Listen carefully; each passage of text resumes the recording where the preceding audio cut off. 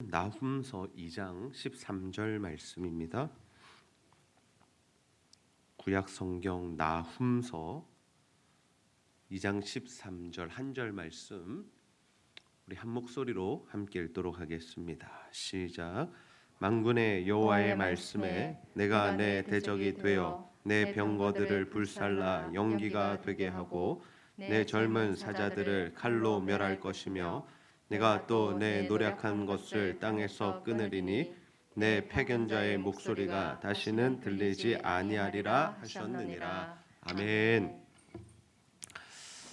우리는 지난주에 이 요나서를 통해서 니느웨가 심판 가운데서 살아나는 그 놀라운 은혜의 장면을 함께 살펴보았습니다. 하나님께서 이 니느웨 큰 성읍에 있는 12만 명의 사람들을 불쌍히 여기시고 그들을 구원하시기 위하여 요나를 보내시죠. 물론 우여곡절이 있었습니다만은 결국에는 하나님께서 그들에게 은혜를 베푸시고 그들의 회개하는 모습을 보고 심판을 거두어 주십니다. 그런데 우리가 순서대로 이 성경을 읽어 나가다 보면 참 황당한 말씀을 다시 한번 보게 되는데요. 그것이 뭐냐면 바로 나훔서의 내용입니다. 물론 하나님께서 요나를 통해서 엄청난 은혜, 그들을 회개하게 하시고 그들을 살려주시는 그 은혜를 주신 지 100여 년이 지난 그 시점에 하나님께서 이 나훔을 통해서 그들의 심판을 말씀하고 계시기 때문입니다. 여기서 우리는 생각해 보아야 합니다. 과연 100년 동안 무슨 일이 있었길래 이러한 사태가 벌어졌을까? 하나님의 엄청난 은혜를 받은 자들이 왜 100년 만에 무너지게 되었을까? 우리 인생은 어떨까요?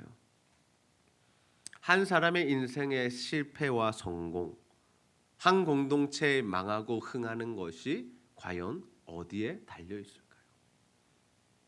궁극적으로는 우리가 어떻게 해야 망하지 않고 하나님의 은혜를 지속적으로 누리는 삶을 살아갈 수 있을까요? 이 나훔서의 내용은 하나님이 어떠한 분이신가 하는 것을 알려주면서 시작합니다. 우리 나훔서 1장 2절 말씀 함께 한번 읽어보겠습니다. 시작. 여호와는 질투하시며 보복하시는 하나님이시라. 여호와는 보복하시며 진노하시되 자기를 거스르는 자에게 여호와는 보복하시며 자기를 대적하는 자에게 진노를 품으시며. 아멘. 하나님 어떤 분이라고 말씀하고 계십니까? 하나님은 질투하는 분이시며 보복하는 분이시며 진노하는 분이시다라고 분명히 말씀하고 있습니다. 근데 그 하나님, 보복하시고 질투하시고 진노하시는 하나님, 과연 누가 그러한 일들을 당하게 되느냐라는 거죠. 그 답이 명확하게 기록되어 있습니다. 하나님을 거스르는 자들, 하나님을 대적하는 자들입니다. 하나님 아무에게나 화내시고 진노하시고 질투하시고 보복하시는 것이 아니라 하나님 거스르고 하나님을 대적하고 하나님 반대편에 선 자들에 대하여 그렇게 하신다라는 거죠. 그럼 니느웨가 왜 이러한 하나님의 보복과 질투와 진노의 대상이 되었는가? 나훔서 3장 1절에 보시면 화 있을진저 피의 성이여 그 안에는 거짓이 가득하고 포악이 가득하며 탈취가 떠나지 아니하는도다. 아멘. 지금 이 니느웨 성읍에 뭐가 가득 찼다라는 겁니까? 거짓, 포악, 탈취. 거짓을 일삼고 다른 사람들의 것을 빼앗고 폭력을 휘두르고 힘의 원리로 살아가고 그 후에 말씀들을 보면 음행을 행하고 다른 나라들을 미혹하는 그 죄.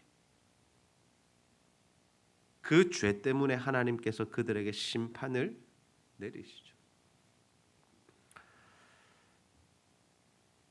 이 말씀을 우리가 읽고 묵상하면서 우리는 과연 어떤 삶을 살고 있는가를 돌아볼 수 있어야 합니다. 우리는 정말 하나님의 말씀대로 순종을 하고 있는지, 아니면 우리 안에도 거짓이 있지는 않는지, 포악한 모습들이 있지는 않는지, 우리가 탈취하는 삶을 살고 있지는 않는지, 하나님 기뻐하시지 않는 모습으로 살고 있지 않는지 우리가 우리의 삶을 정직하게 돌아보아야 하죠. 여러분, 하나님의 말씀대로 하나님의 뜻대로 살지 않으면서 하나님께 복을 달라고 기도하지 마시기를 바랍니다. 하나님 뜻에는 전혀 관심이 없으면서 하나님 주시는 은혜와 복에만 관심을 가지지 마시라는 것입니다.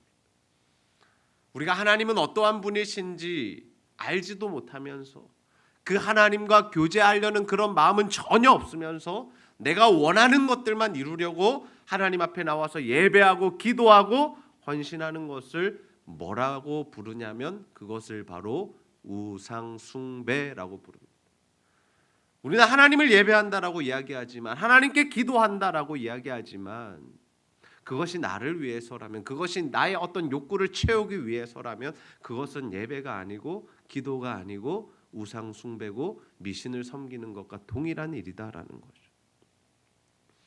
우리가 신앙생활하면서 반드시 기억해야 할 것은 이것입니다. 하나님께서는 악과 죄를 미워하신다. 하나님 사랑의 하나님이시죠. 물론 우리를 구원하신 하나님이시죠. 그러나 하나님께서는 이 죄를 너무나도 미워하는 분이시다라는 것.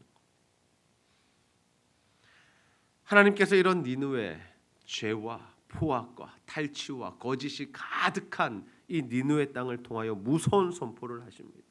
나훔서 2장 13절 말씀, 본문 말씀인데요. 다시 한번 읽겠습니다. 시작. 만군의 여호와의 말씀에 내가 내 대적이 되어 내 병거들을 불살라 연기가 되게 하고 내 젊은 사자들을 칼로 멸할 것이며 내가 또 내 노력한 것을 땅에서 끊으리니 내 파견자의 목소리가 다시는 들리지 아니하리라 하셨느니라. 아멘. 하나님께서 니느웨 뭐가 되겠다고 말씀하십니까? 뭐가 되겠다고 말씀하세요? 대적이 되겠다라고. 하나님께서 니느웨의 대적이 되시겠다라고 말씀하십니다. 그래서 그들을 멸하고 완전히 멸망시키겠다라는 말씀이죠. 여러분, 우리 인생에 이러한 일이 일어나면 큰일 나는 겁니다.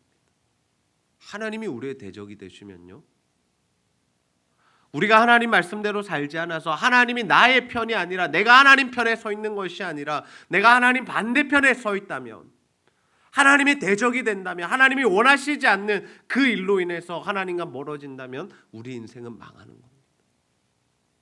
그 망하는 것을 막을 수가 없습니다. 하나님이 내리시는 그 심판을 피할 수가 없다라는 거죠. 이러한 니느웨를 향한 심판의 메시지를 보면서 마음이 안타깝습니다. 왜요? 그들은 엄청난 은혜를 누렸던 자들이기 때문입니다. 처음부터 끝까지 나쁜 짓 하다가 죽은 나라가 아니라 하나님께서 회개의 기회를 주셨고 그 회개를 해서 살아났던 나라였기 때문이죠. 죽음 직전에서, 망하는 것 직전에서 살아났던 나라가 니느웨였기 때문이죠. 근데 왜 이런 모습이 되었을까? 100년 사이에 어떤 일이 있었을까? 교만해진 겁니다. 교만해진 겁니다. 마음이 높아진 겁니다. 우리가 살면서 가장 주의해야 할 부분이 바로 여기입니다. 마음이 높아지는 것.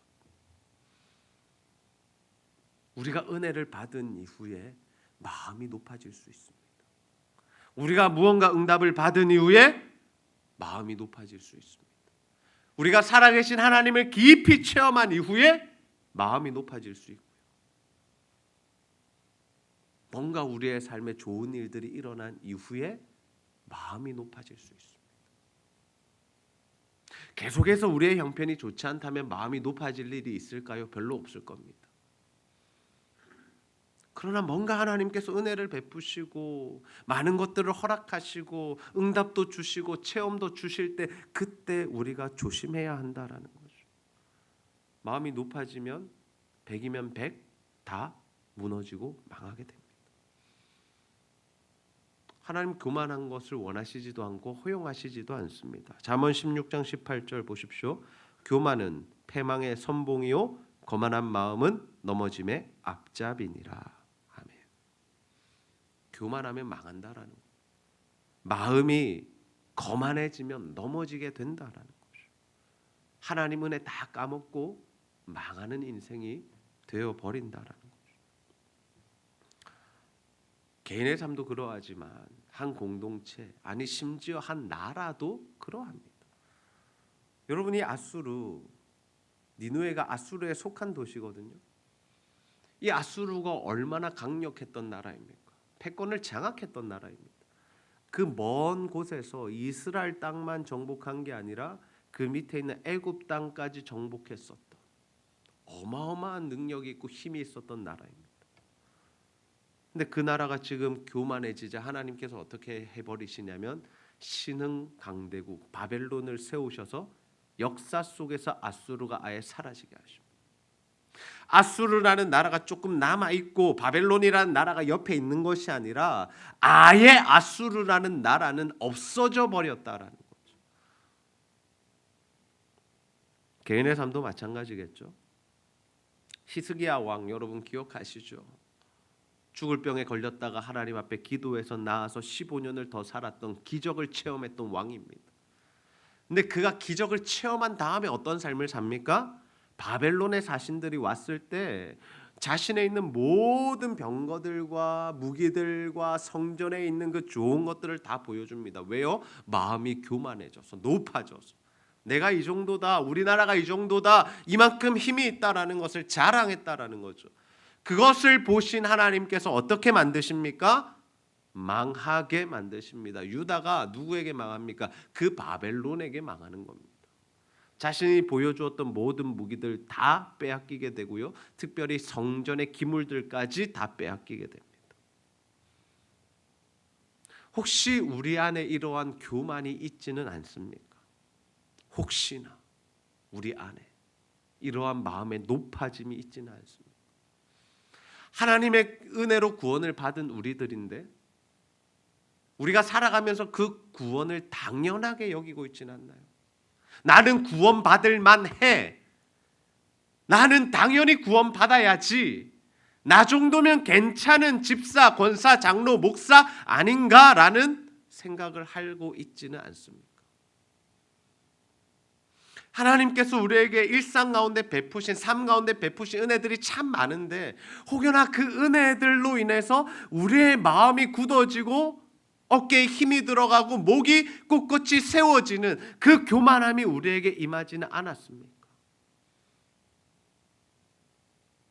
하나님이 우리 인생의 건강을 회복시켜 주셨던 은혜도 있었고 하나님께서 우리에게 물질의 축복을 부어 주셨던 때도 있었고 하나님께서 우리에게 원하시는 것들을 이루어 주셨던 그 경험들이, 체험들이, 은혜들이 오히려 변하여 우리를 교만케 만드는, 사람들 앞에서 거만하게 만드는 그 일이 되지는 않았습니까?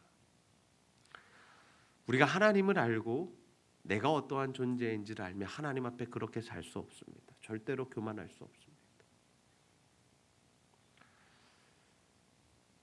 요즘 한국 교회가 혹시나 그런 길을 걸어가고 있지는 않은가라는 걱정이 됩니다.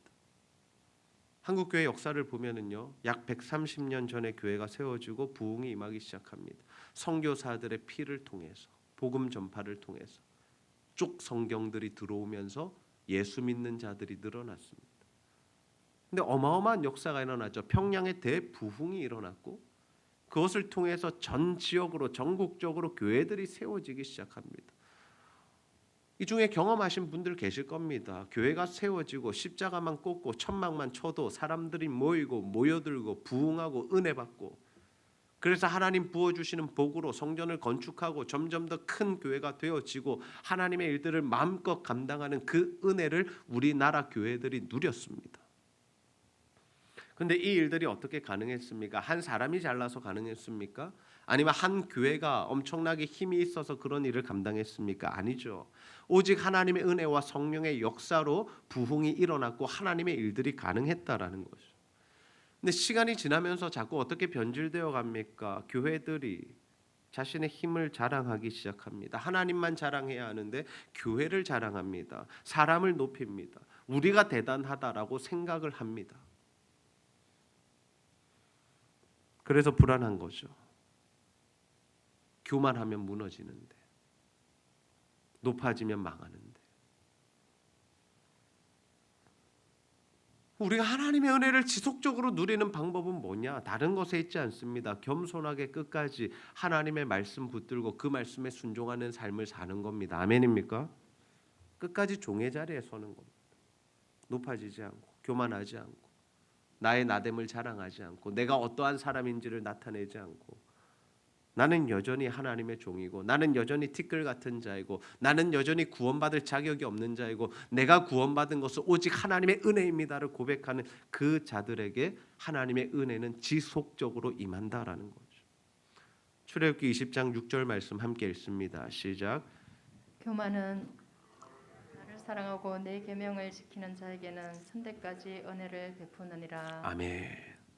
하나님을 사랑하고 하나님의 말씀을 지키는 자에게는 언제까지 하나님 복을 부어 주신다고요? 천대까지. 기억하십시오. 언제까지요? 천대까지. 저는 이러한 은혜가 우리 제자들교회 성도님들 모두에게, 여러분의 가정에 가문에 임하게 되기를 주님의 이름으로 축복합니다. 이 말씀대로만 살면 됩니다. 하나님만 사랑하면 됩니다. 죽기까지 주님 말씀에만 순종하시면 됩니다. 5월은 가정의 달입니다. 우리가 뭘 해야 할까요? 여러 가지 행사를 하는 게 중요하지 않습니다. 중요한 것은 하나님의 말씀대로 믿음으로 기도로 가정을 세워가는 겁니다. 바라기는 여러분의 가정을 믿음으로 세워가시기를 축복합니다. 가정에 머물지 마시고 여러분의 가문을 하나님이 귀히 쓰시는 믿음의 가문으로 세워가시기를 주님의 이름으로 축복합니다. 대를 이어서 충성하는 가문을 만들어 가십시오. 윗대 예수 믿는 우리 어머니 아버지 때가 없으시다면, 내가 첫 때고 나로부터 이제 예수 믿기 시작했다면 이제부터라도 우리 자녀들, 우리 손주들, 그 후손들이 정말 하나님 앞에 대를 이어 헌신하고 충성하며 하나님 잘 믿는 믿음의 가문이 되도록 여러분 기도하셔야 합니다. 지금 한국 기독교의 최고의 문제점이 무엇인가 하면 교회의 부도덕함이나 목회자들의 탈선이 아닙니다. 그러한 부분들은 크게 부각되지만 사실은 일부 교회입니다. 5만여 교회 중에 100개 교회도 안 될 겁니다. 그러나 언론이 계속해서 집중하고 이야기하고 무너뜨리려 하기 때문에 크게 보이는 것이지, 수많은 교회들이 주님 앞에서 잘 살기 위해서 하나님 뜻대로 하기 위해서 노력하고 있다라는 거죠. 그러나 우리 눈에 보이지 않는 진짜 중요한 문제가 있는데, 그게 뭐냐면 다음 세대의 부재입니다. 다음 세대의 부재. 눈에 보이지도 않고 뭐 뉴스에서도 말하지도 않습니다. 그러나 실제적으로 이 다음 세대가 무너지고 붕괴하고 교회에서 사라지고 있다는 거죠. 우리 자녀들이 교회를 떠난 겁니다. 내 손주들이 예배당에 나오지 않는 겁니다. 여호와 신앙으로 살지 않습니다. 그래서 20년 후, 30년 후에는 많은 교회가 문을 닫을 거라는 그런 조사 결과도 있습니다. 이게 현실이죠. 그래서 우리가 해야 할 일은 무엇이냐? 우리 자녀들에게 여호와 신앙을 가르치고 그들에게 예수를 믿도록 하고 그들이 하나님의 말씀대로 살도록 가르쳐야 하죠. 훈계하고 가르치고 혼내라는 뜻이 아니라 우리 부모들이, 우리 할머니 할아버지가 하나님 말씀대로 사는 모습을 보여줘야 합니다. 그 모습을 보고 자녀들이, 우리 손주들이 믿음의 삶을 살기로 결단하고 그 모습을 따라 살아야 한다라는 거죠. 물론 자녀 교육만큼 힘든 일도 없습니다. 우리 마음대로 되지 않는 일도 없습니다. 그래서 우리에게 필요한 게 뭐냐면 눈물로 기도하는 겁니다. 아멘입니까? 우리 힘으로 안 되기 때문에 눈물로 기도하는 겁니다. 내 힘으로 할 수 없기 때문에, 내 자녀들 내 뜻대로 할 수 없기 때문에 주의 은혜를 구해야 하는 거죠. 여러분, 돈을 더 버는 것, 아이들에게 더 좋은 교육 환경을 제공하고 더 좋은 옷들을 입히고 더 좋은 음식을 먹이는 것 필요하죠. 가능하다면 잘 해주십시오.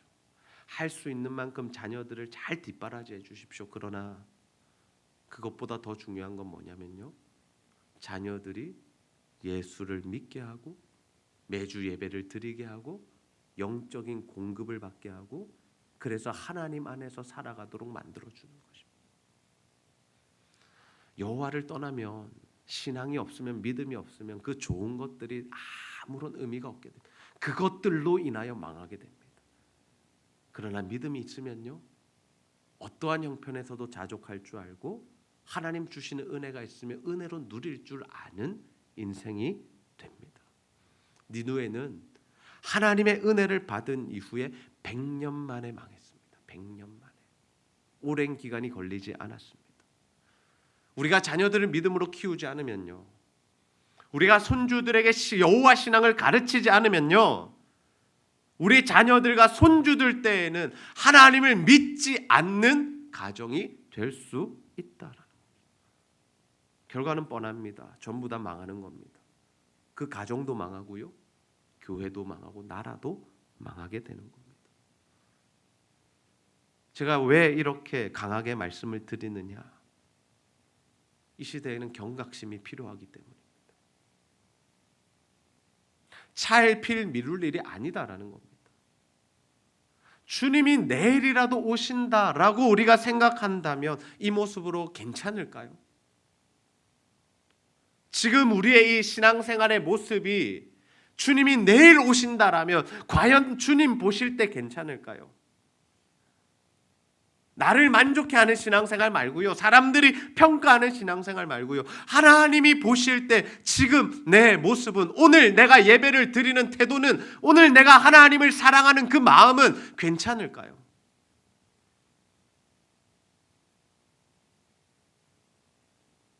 오늘 밤 주님이 오신다면 내 자녀들에게 뭘 말씀하시겠습니까? 그래도 시험 성적입니까? 그래도 대학 진학입니까? 그래도 일해서 돈 잘 벌으라입니까? 그래도 취직이 중요하다입니까? 주님이 오늘 밤에 오신다면 우리가 지금 자녀들에게 어떤 말을 해주어야 할까요? 울면서라도 그 자녀들 하나님 앞에 설 수 있게 도와야 하지 않을까요?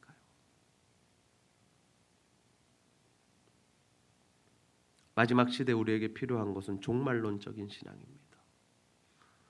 여러분, 종말론적인 신앙을 오해하지 마십시오. 내가 하는 거 다 그만두고 집 팔고 땅 팔고 차 팔고 전 재산 주님께 바치고 교회에 모여서 신앙생활하자. 어느 순간 주님 오실 것이다. 그게 종말론적인 신앙이 아닙니다. 그건 비뚤어진, 잘못된, 오해된, 왜곡된 종말론적 신앙입니다. 진짜 종말론적 신앙은 뭐냐면요, 오늘 하루를 주님 앞에 정직하고 성실하고 믿음으로 하나님 말씀대로 살아가는 것입니다. 왜? 주님이 언제 오실지 모르기 때문이죠. 오늘부터 교회 셀 모임이 다시 시작됩니다. 그리고 제자 훈련도 진행이 됩니다. 코로나 시대를 지나면서 많은 성도님들이 가장 갈급해했던 부분이 이 두 가지가 아닌가 싶습니다. 그래도 저희 교회는 예배를 계속 드렸기 때문에 예배에 대한 갈급함은 많이 해소가 되었지만 성도들과 함께 교제하는 것, 함께 기도하며 영적인 교제를 나누는 것이 조금 부족했고, 그리고 나가서 복음 전하는 것이 2년 반 동안 멈추어져 있었습니다. 그래서 이 일들을 다시 시작하려고 합니다. 여러분, 우리가 뭐 안 하다가 하게 되면 참 피곤합니다. 그렇죠? 우리의 일상생활에서 편하게 살던 삶이 무언가 하나만 더 해도 피곤하고 괴롭고 하기 싫은 마음이 듭니다. 그러나 여러분, 이것을 기억하셔야 돼요. 주님 오실 날이 멀지 않았다.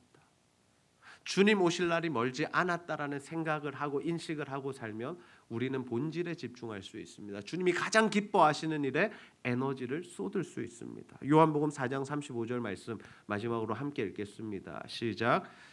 너희는 넉 달이 지나야 추수할 때가 이르겠다 하지 아니하느냐. 그러나 나는 너희에게 이르노니 너희 눈을 들어 밭을 보라. 휘어져 추수하게 되었도다. 아멘. 사람들은 뭐라고 생각했다라는 거예요? 넉 달이나 지나야 추수할 때가 올 거다라고 생각했지만 주님이 뭐라고 말씀하십니까? 아니, 눈을 들어봐. 지금 휘어져 추수할 때가 왔어라고 말씀하고 계시죠. 이게 어떤 의미냐? 제자들이 추수할 때를 착각했다라는 의미가 아니라 하나님의 때, 그 마지막 때는 우리가 생각하고 예상하는 것보다 급하고 빠를 수 있다라는 겁니다. 우리는 자꾸 주님의 오심을 멀리 생각하고 살아갑니다. 10년 뒤, 20년 뒤, 30년 뒤, 50년 뒤 내가 죽기 전에 오시겠나 이렇게 생각하며 살아가죠.